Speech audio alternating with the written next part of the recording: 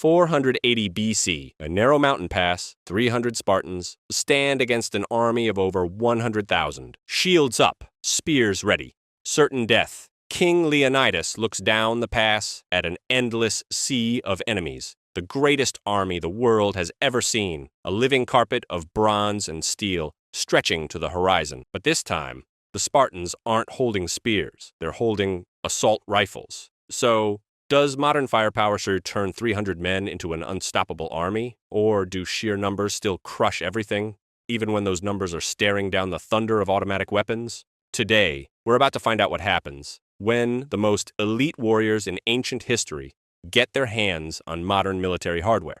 And trust me, the results will blow your mind. Let's set the stage. The year is 480 BC, and the Persian Empire, the largest force the ancient world has ever seen, is marching into Greece. At their head, Xerxes, the god king who commands over 1 million men. Standing in their way, 300 Spartan warriors, plus about 4,000 Greek allies. Holding a mountain pass barely 50 feet wide, these aren't just any soldiers. Spartans were forged from childhood to be the ultimate fighting machines, trained since they could walk, bred for war, each one worth 10 ordinary men in combat. Historically, they held this pass for 3 days, with bronze spears and wooden shields. 3 days against impossible odds. But today, we're giving them something different. Each Spartan now carries a standard NATO assault rifle, the M4A1, chambered in 5.56 NATO, 30-round magazines, rate of fire 700 rounds per minute.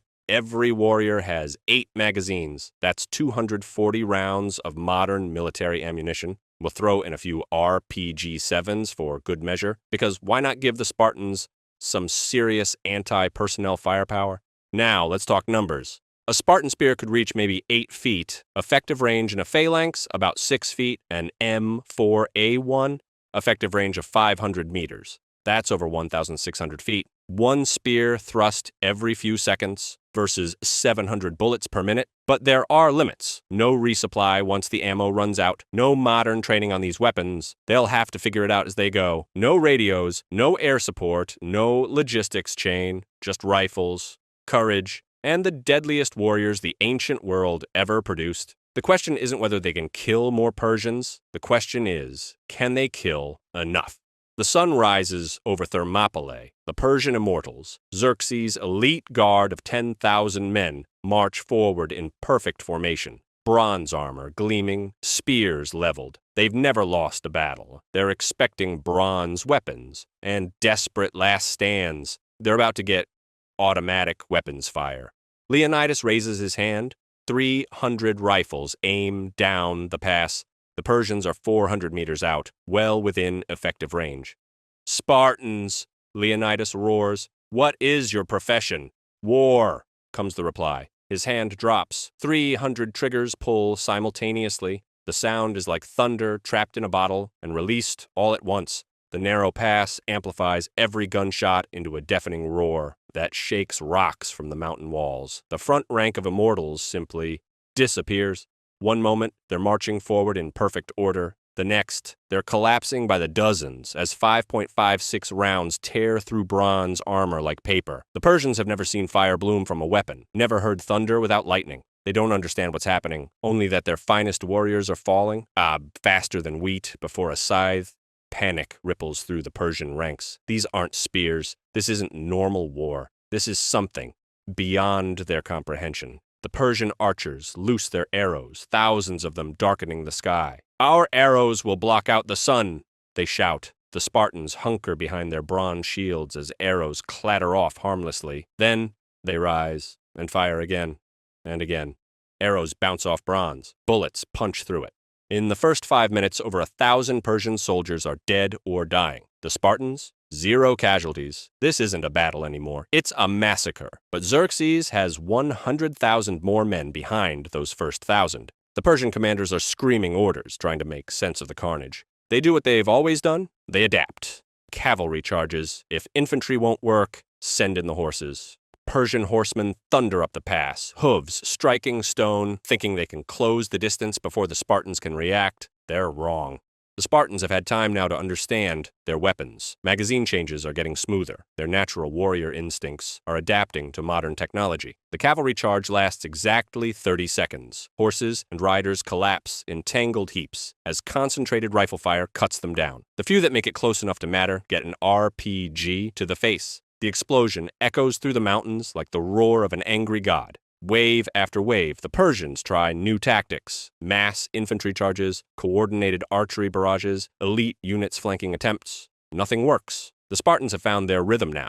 They've adapted their famous phalanx formation. Shields locked for defense, rifles firing over the top. Ancient discipline meets modern firepower. The kill count climbs. 2,000 dead.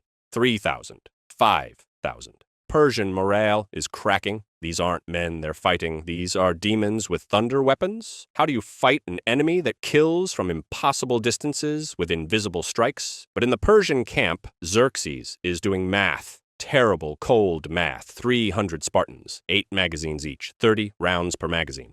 That's 72,000 total bullets. He's already lost 5,000 men, but his enemy has fired maybe 10,000 rounds, more than an eighth of their total ammunition. The god king smiles. Even gods run out of thunderbolts. 25 minutes into the battle, the inevitable happens. Click. The first Spartan's rifle runs empty, then another, then another. Magazine changes become desperate. Ammo conservation kicks in. Single shots instead of full auto. Aimed fire instead of suppressive fire. The Persians notice. Of course they notice. They've been getting slaughtered for half an hour, and suddenly the thunder is becoming sporadic. Smoke and dust from thousands of gunshots fill the narrow pass. Visibility drops. The Spartans' accuracy advantage starts to fade. Persian commanders, seasoned veterans who've conquered empires, finally understand what they're facing. Not magic, not gods, just weapons with limitations. The thunder grows quiet, they shout to their men. They bleed like any man.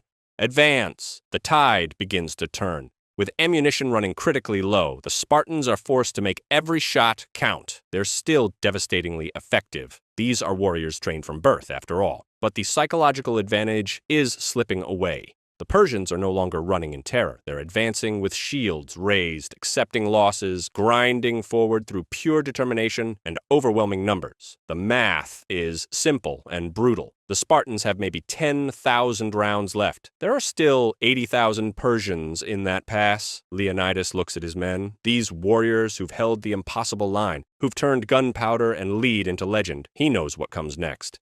Spartans! He calls out, his voice carrying over the din of battle.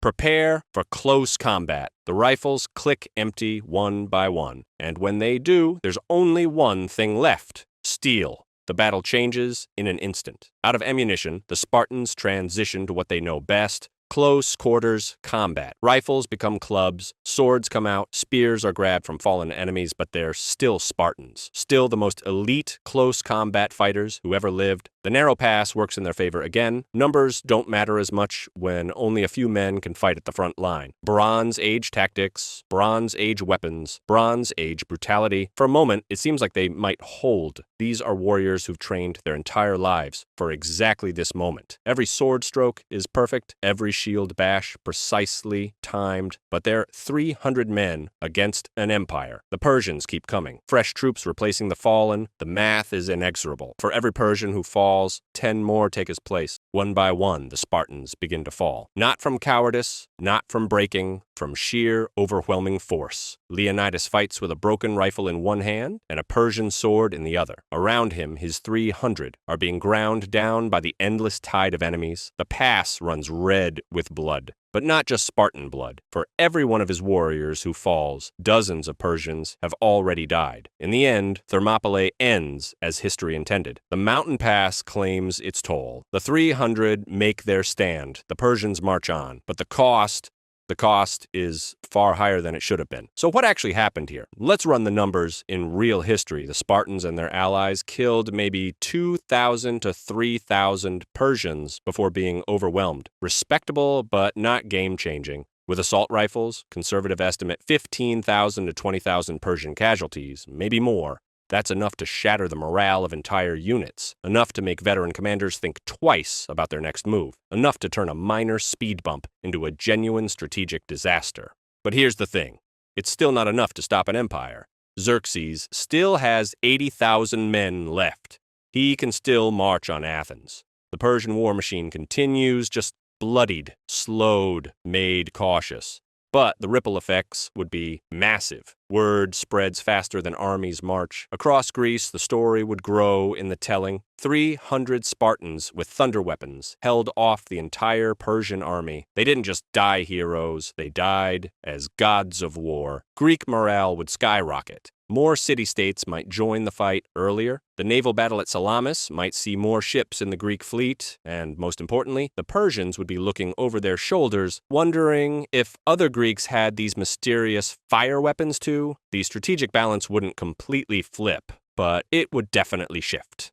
Xerxes would still be marching on Athens, but he'd be doing it with a lot more respect for his enemies, and a lot fewer men to do it with. In the end, even with assault rifles, the 300 Spartans couldn't change the fundamental math of warfare. But they could make that math a lot more expensive for their enemies. Sometimes that's enough to change history, so yes, the Spartans with assault rifles could carve through thousands of Persian soldiers like a hot knife through butter. They could turn a tactical defeat into a strategic nightmare for their enemies. But against an entire empire, even gods with guns eventually run out of bullets. Numbers still matter. Logistics still matter. And when the thunder stops, it all comes down to steel, courage, and how many men you're willing to lose. But what if we change the math even more? What if instead of giving ancient warriors modern weapons, we put modern weapons against ancient armies? What would happen if a single Roman legion faced a modern main battle tank? Because trust me, when 60 tons of modern armor meets ancient tactics, the results are absolutely insane. Hit that subscribe button if you want to see more impossible military matchups, and let me know in the comments what historical battle you'd like to see get the modern weapons treatment next. Until next time,